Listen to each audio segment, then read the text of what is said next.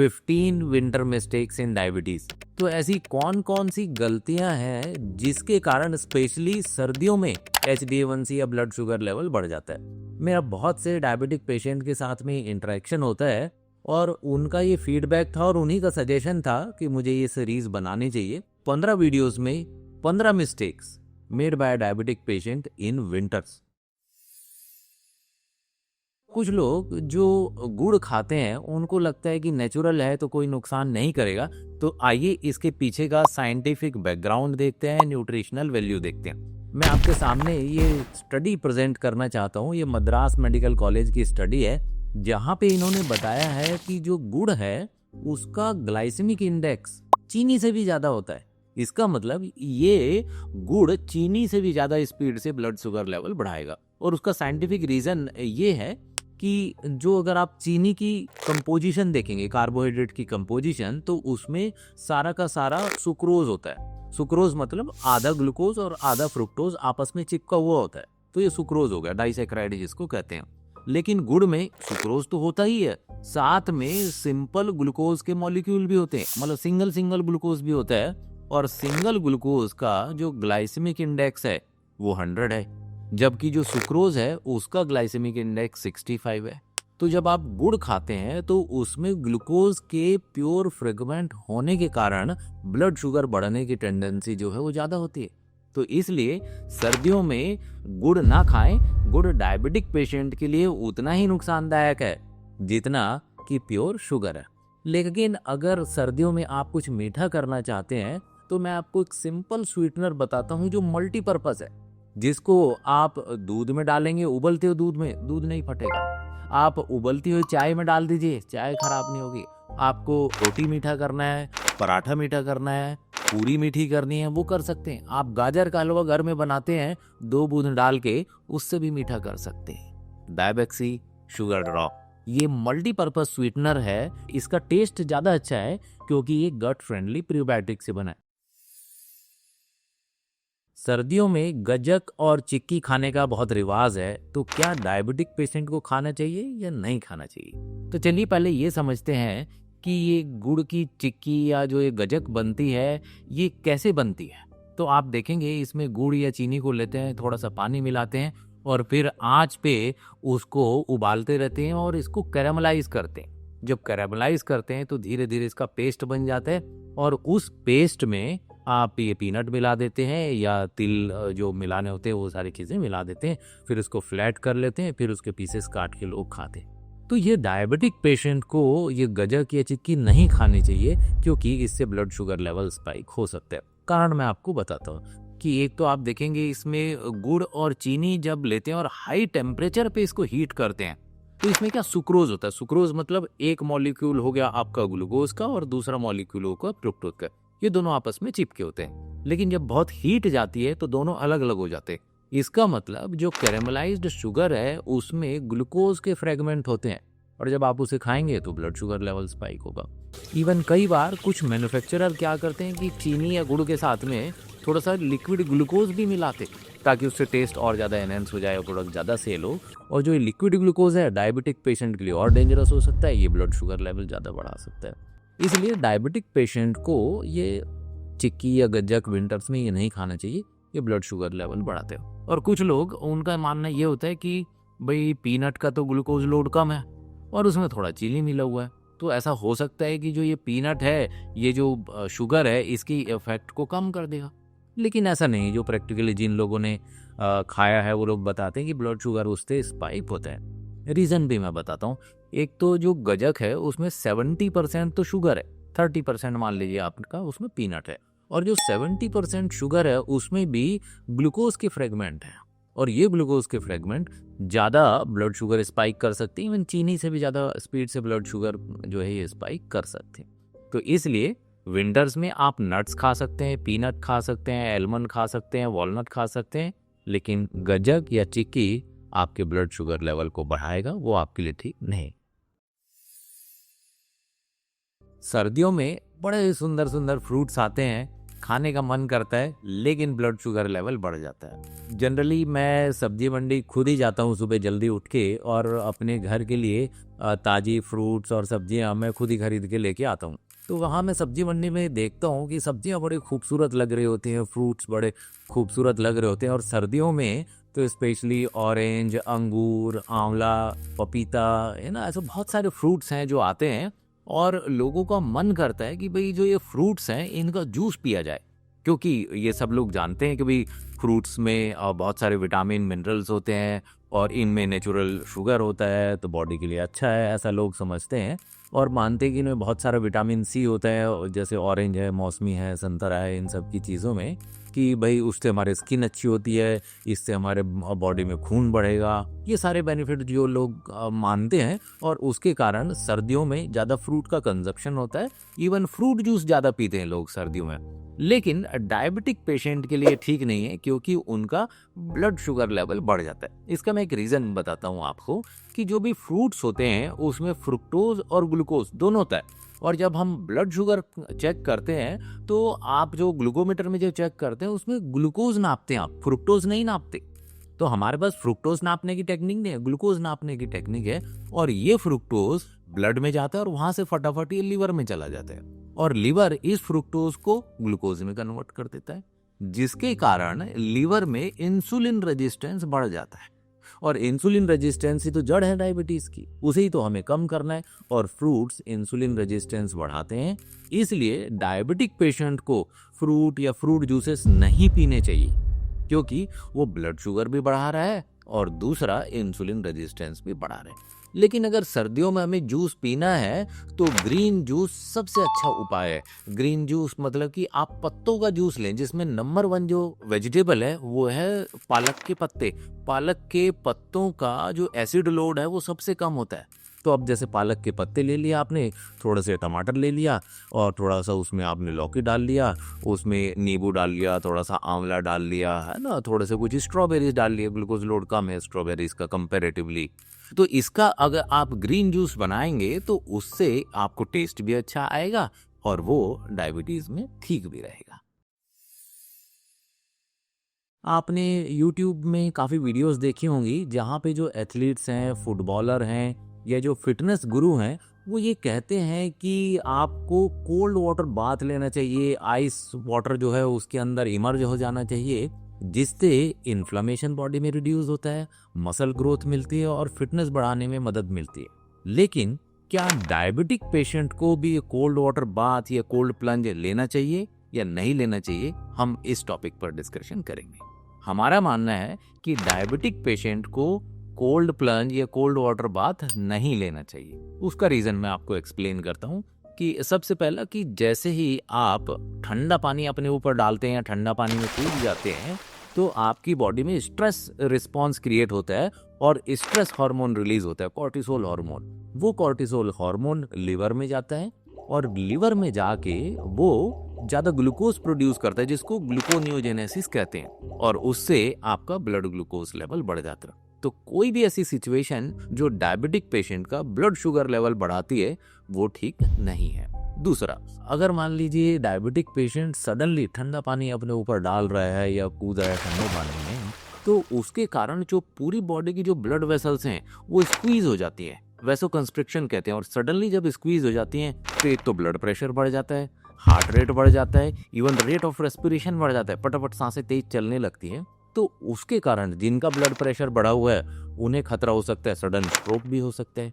या जिन लोगों की आर्टरी ब्लॉकेज है, डायबिटिक पेशेंट है, 98-99% तक जिन लोगों की आर्टरीज ब्लॉक है, तो सडन शॉक लगने के कारण हो सकता है जो कार्डियक रिस्क है वो प्रेसिपिटेट हो जाए और हार्ट अटैक का खतरा बन जाए। तो इसलिए डायबिटिक पेशेंट को कोल्ड वाटर प्लंज नहीं लेना चाहिए।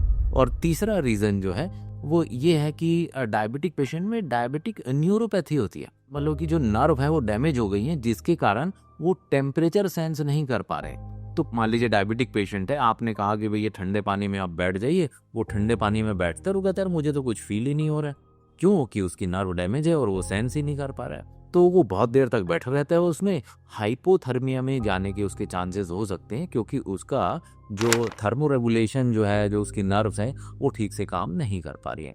तो इन कारणों के कारण जो डायबिटिक पेशेंट है उसे कोल्ड वाटर बाथ नहीं लेना चाहिए।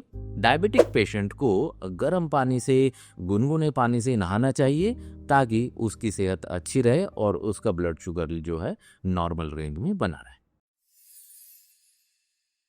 तो जनरली क्या होता है कि सर्दियों में प्यास ज़्यादा नहीं लग रही होती और लोग ये कहते हैं कि जब मुझे प्यास नहीं लग रही है तो मैं पानी क्यों पीऊँ। तो आपका पानी की रिक्वायरमेंट कितनी है सर्दियों में, इस टॉपिक पे हम डिस्कशन करते हैं। तो देखिए डायबिटिक पेशेंट का अगर हम वाटर रिक्वायरमेंट देखें, एकदम मिनिमम वाली मैं बात कर रहा हूँ, तो रफली 1.5 लीटर के आसपास पानी यूरिनेशन में बॉडी से लॉस हो जाता है, 1.5 लीटर के आसपास।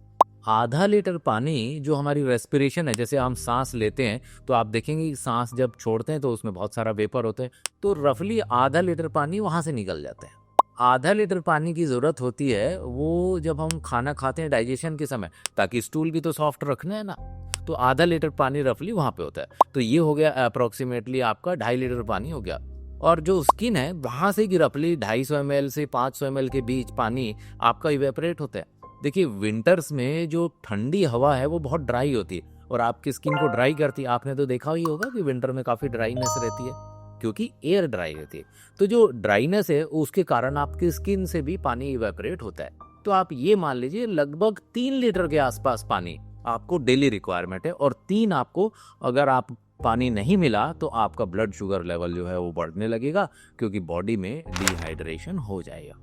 तो इसका जो मेन कारण जो है डिहाइड्रेशन होने का, एक तो ये है कि जो हमारे ब्रेन में हाइपोथैलेमस सेंटर है, तो सर्दियों में क्या होता है कि जो हाइपोथैलेमस सेंटर है वो थोड़ा सा सप्रेस हो जाता है, जिसके कारण हमें जो प्यास है वो थोड़ी सी कम लगती है। और प्यास कम लगती है तो आदमी पानी कम पीता है।